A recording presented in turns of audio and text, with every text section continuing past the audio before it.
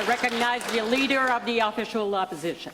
Thank you very much, Madam Speaker. A $1 billion deficit represents approximately $1,200 spent per New Brunswicker this year alone over budget.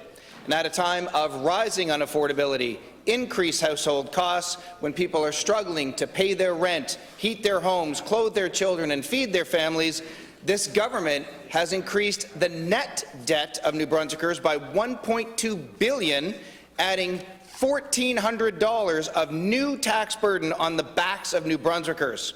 I repeat, Madam Speaker, $1,200 per New Brunswicker over budget and $1,400 of added new tax burdens for each New Brunswicker. This government promised affordability.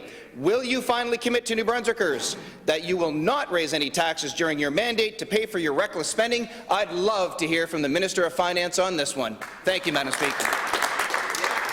I recognize the Honourable the Premier. Thank you very much, Madam Speaker.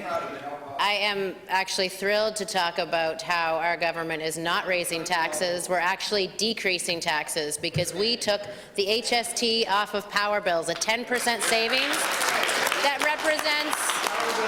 represents $90 million that New Brunswickers didn't have to spend. We also put a rent cap in place to keep rents stable. We also froze property taxes so that New Brunswickers aren't paying more in property taxes.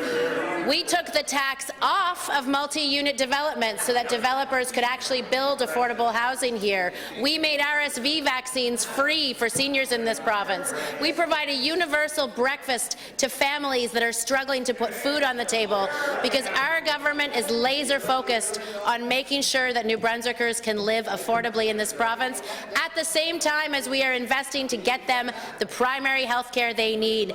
Madam Speaker, this is a government with heart that is serving New Brunswickers in a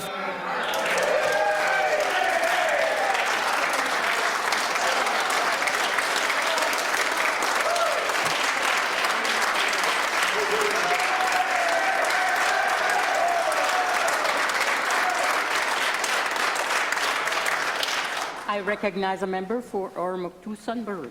Point of order, Madam Speaker. 2 days in a row now, our Premier has stated that they froze property taxes.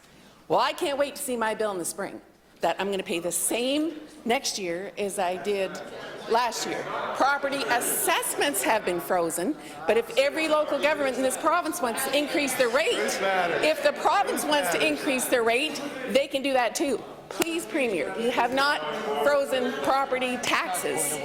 Thank you.